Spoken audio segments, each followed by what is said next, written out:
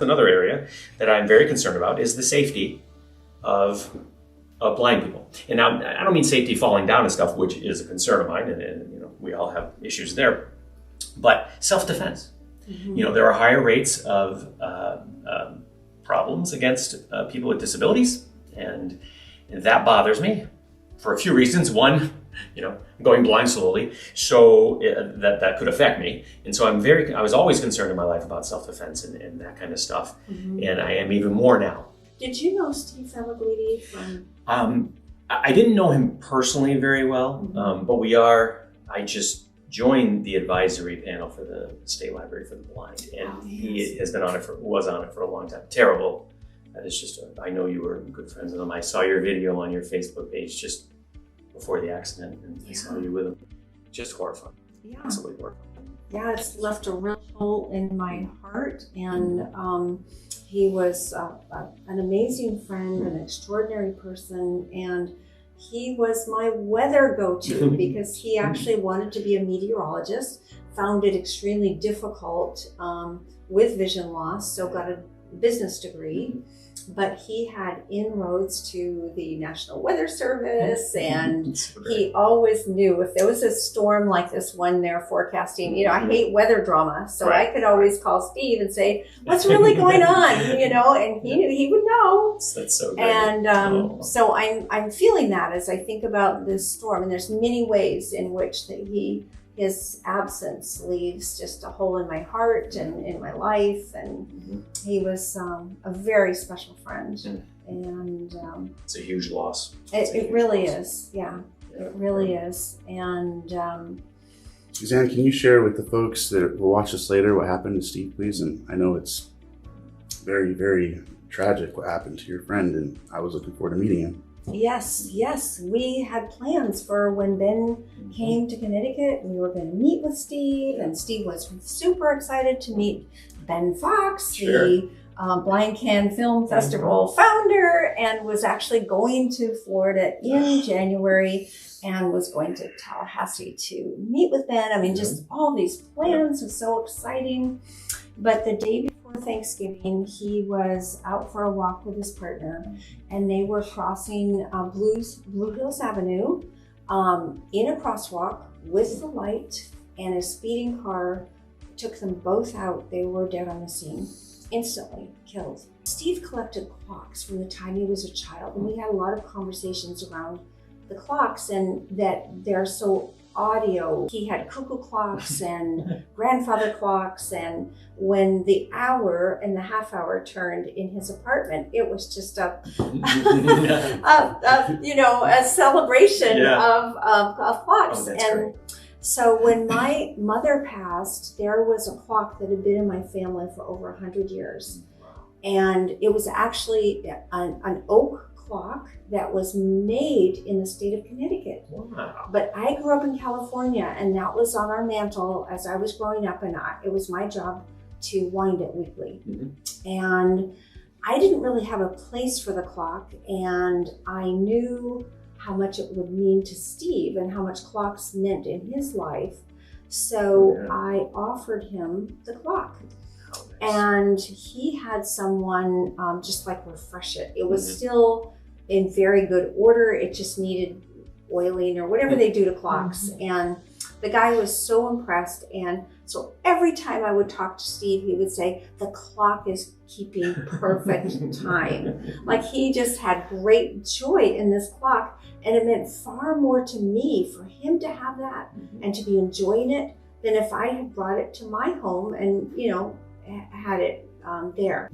The question might be, how do we push forward, especially in light of such tragedies like that, or just vision loss in itself, or any challenge, frankly.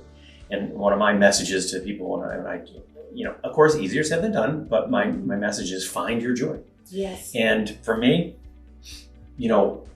music is obviously huge for me, and guitar playing, but music itself, listening to music, and I can tell when I haven't listened to enough music. Yes. I start to see a little more black clouds, as I like to say. Yes. I feel like black clouds. Yes. And I sort of kind of snap too, like, oh, wait a minute, I haven't, today, like, put on this playlist that I like with all the certain upbeat types of music that I like, or whatever it may be. And it's so important to find your joy, to work through these times like with the loss of Steve and just vision loss or any challenge. Find your joy. Right. It's it's not always easy. I know people that can't seem to find their joy, and Yes. And it has nothing to do with vision loss, right, Kevin? no, nothing. No. It's just a good, helpful thing to try to do in life. And it also helps me stay present. Yes. Finding your joy, whether it's sitting on the steps strumming the guitar, or walking with a really cute dog, or Yes. yeah. Yes. And happiness is a choice. It's a conscious Amen. choice. Amen. I totally agree.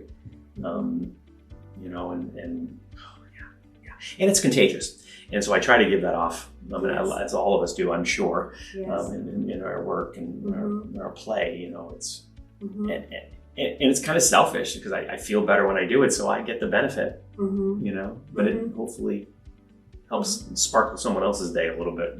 Oh, I agree. And whenever I've spoken to you, you're always so upbeat. You're the kind of person that makes you feel better after you've connected. I love to hear that. Yeah. And believe me, all of us, we know we have our dark times, and it's important to have those, as we all know, and to work through them. It helps to deepen gratitude, right, Kevin? So much. And it's one of the reasons I like to be. I'm very involved with the Lions. First of all, I'm very involved with the Lions, both locally, the Marlboro Lions, and that we're very small town, small club. But I'm also a president-elect of the Lions Low Vision Centers of our district. So I'll become president in the spring. I'm the vice president right now. And I'm not sure if you all are familiar with the low vision centers, but they do a lot of great work, free to those people with low vision, not legal blindness, because if you have legal blindness, you'll go to the state and BSB and all that. But for people with low vision who maybe need some magnifiers or some coaching, how to help them around the house, the Lions have these centers filled with OTs, and they help people all free of charge to the people. And I love the work, because I like, it's fine like being on the board and going to be president and everything, but I actually like, more ground level. I like, Suzanne, I like talking in front of people. I like, not the high, it's fine being like, management or whatever, but I like being down and just helping people. Right. Like hands-on. That's what I really like. Right. And it's where I find a lot of joy. Right. Yeah. Making a difference and connecting and that's so meaningful. And I was invited to be a mentor in the BSB mentoring services, and just teaching a woman how to iron by feel rather than vision, and how to cook and be safe cooking. That brought me joy, to give her confidence that she could do those things. Oh, great. Yeah. And then they have those skills. They can build on them. Right. I mean, it's just, and if you recall when I spoke and you heard me, I'm very concerned.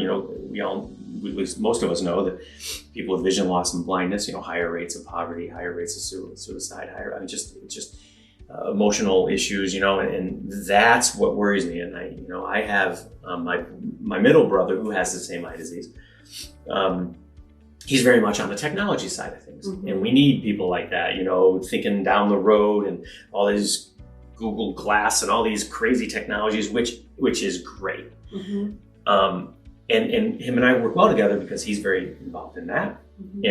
But where I am, is talking to people and trying to help, the person, like you said, who can't cook or can't iron or is frustrated and might want to call it quits. And I have seen that, as much as social media has its downside, I'm active on TikTok, but it's I'm called the Blind Guy Out Walking, and I make videos, and I've run across people at wit's end, really just ready to give up fully. And that, to me, when it's vision loss based, I get it, but I will do anything I can to. I've talked to people. I've been on the phone with people. They reach out to me.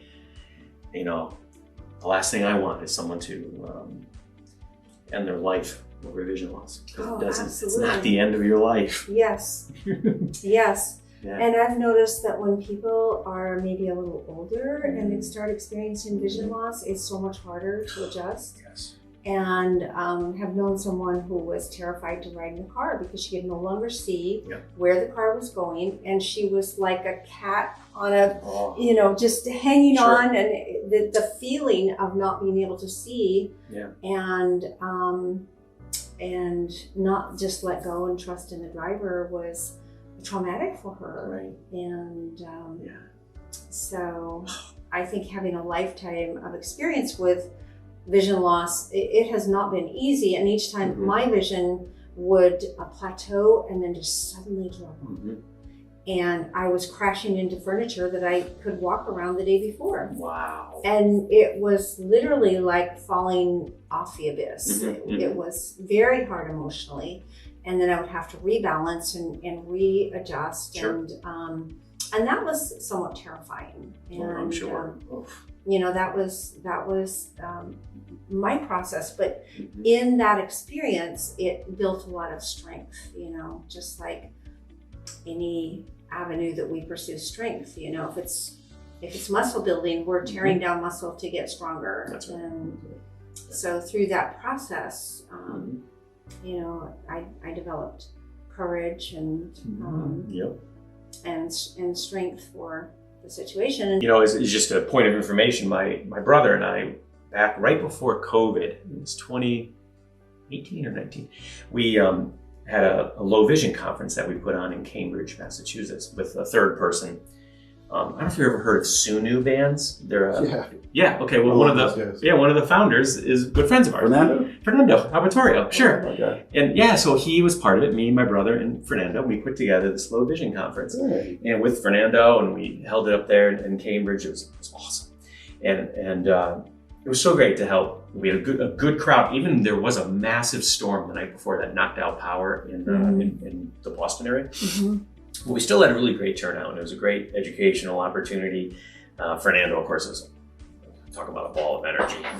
He's great, and but it's so important, just the education side, handing out your card and talk. I just want people to be, again, ask me, just ask me. I'll help you understand, and I'll be very kind. Exactly. Get the word across. Yeah. Well, I've never known a lot about the Lions, and I've always known they are very supportive of vision and vision loss. But I'd love to learn more about the work you're doing, and some of the things that are around, just to be supportive to others and to the community. So. The Lions do a lot of great work. We raise a good deal of money, especially considering our size here in town. We hold, pancake breakfasts and road races and all this, and all the money we raise, we give away. We are big supporters of Fidelco, lots of Besby, Chris Radio in Connecticut. If a person doesn't know what Chris Radio is, it stands for Connecticut Radio Information System. And there's a few studios, I think it's like 4 or so in Connecticut that they broadcast from. And you have a special radio or online, and they broadcast 24 hours a day. And they read the news, they read the obituaries, they read stories, history, and it's a wonderful tool for people that are not just visually impaired, intellectually, impaired, anything. And so it's a really great service, and I know they need money, so we definitely help support that, and a lot of other causes. We do local things here in town and help people outside of vision loss. We've done things outside of vision loss. I, of course, am fond of doing things in the vision area because that's kind of my area. But I like just to be of help. So it's good. And then, of course, the low vision centers do much more, and that is really important work that is really hands-on. I mean, we are helping the low vision community directly, and a lot of challenges there. Especially as the incoming president, I'm going to have my challenges before me, but it's always usually about resources. We need to keep raising resources so that we can help, because we do have a direct impact on people with low vision. It's not, you're sending money off somewhere and you're not sure what happens. It's people of our state, and they get direct help. So it's really, I really like that. I myself, I do a lot of talking around the state. Kind of got slowed down there with COVID, of course. But I love to go around to senior centers. I've spoken at Besby. I've spoken to low vision groups. Before I was even on the board of directors for the low vision centers, I spoke to the board of directors of the low vision centers at their annual meeting. I have a podcast, the Kevin McNally Show, where I talk about a lot of things, but much of it is vision related, trying to help people, sometimes in a funny way, understand vision loss, or I highlight certain things about vision loss or stories or laws sometimes, trying to get rid of myths that people have about some like the white cane. People have some misunderstanding about the white cane and the use of it.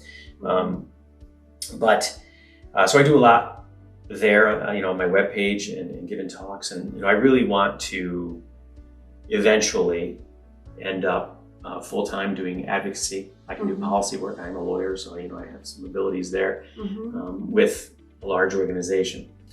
This past December 1st, I was featured in the National Federation of the Blind. I wrote an article called "I'm Waiting to Go Blind," and they picked it up and printed it in their Braille Monitor magazine.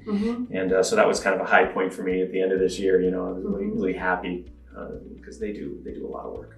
And I was happy to be mentioned in there, and hopefully some people will read it. It's a really interesting take on our vision loss. Right.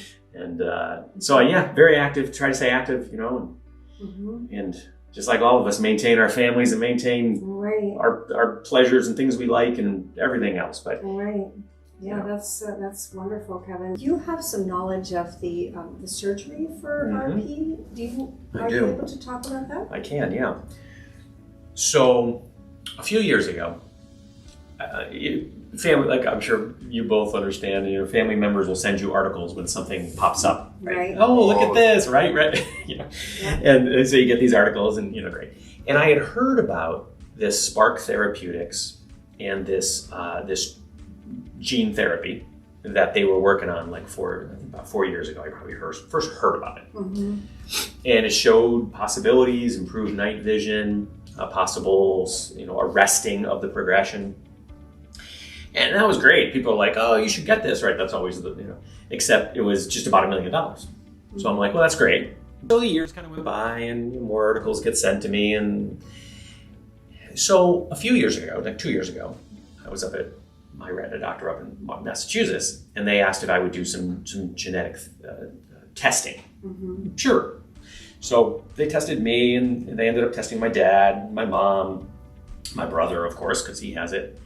And long story short, we find out that we do have this gene. It's the RPE65 gene. This is the specific gene that this specific therapy works on. Supposedly, there's only 2,000 people that actually have this gene in both copies, meaning both parents. And we're two of them, my brother and I. So, that's great. But the surgery is still $850,000. So we've had some negotiations, and there's going to be some assistance and this and that. So I don't want to give too much away. My brother, it's his healthcare, but I can tell you that he's going to, I believe, get the surgery, and I'm going to be eyeing him very closely. I am up for my final medical checkup with Mass Eye and Ear on early January. And if, I assume I'll be approved, since I know my brother was, and he's older than me. So I assume with my vision, I'll be approved. Honestly, the biggest issue I have now is if I do get approved, and I think I will I do it? Because some of the side effects, glaucoma, well, I have that. I'm already on drops for glaucoma. He does not, my brother. Cataracts. I have the beginning of cataracts. He does not have that. And the third one is complete blindness, loss of central vision. Now that's a problem. I'm in the position I'm in, like we discussed. I read for a living. I still am working. I haven't won Powerball. I'm working on that, but it hasn't come through yet. And so, I can't afford, just in general, not just financially, but just in life, to have that as a side effect. So, and they have to detach the retina to put the medicine, some of the medicine behind your retina. That's a little nerve-wracking to me. stuff, It's a right? little scary stuff. Yeah. And so I don't honestly know what I'm going to do. It's just I've been thinking about it, praying on it, doing a lot of things, talking to people. They can ask. I asked it that question on TikTok. What would you do? And I get some really interesting answers from people. Heck no, or absolutely. They start with the bad eye because my brother and I each have a worse eye, and they start with that eye. But I'm going to watch my brother closely. And we'll see what happens with him, and then I'll make my decision. But if it happens, it will be next year, I'm sure, probably in the spring. But it's very nerve-wracking. It's wonderful that it's out there, and increase. You have to do this balance, this calculation. Okay, I'm 53, right? How long am I going to live? No idea, of course. What's the vision loss? Will it pick up 3% a year or so? Okay, what does that mean? If I live to 100, when will all my vision really just get to a point where I can't do anything with reading, or maybe I have to use technology to do it? But when will that happen versus getting the surgery and the risk of possible side effects that could be devastating. And I'm a little nervous because I already have glaucoma and cataracts, whereas my brother, for some reason, does not. And so it's like I already have 2 out of 3. I'm not. I really don't want to push the issue, but then again, how long are you going to live versus the benefits of possibly getting a surgery? Right.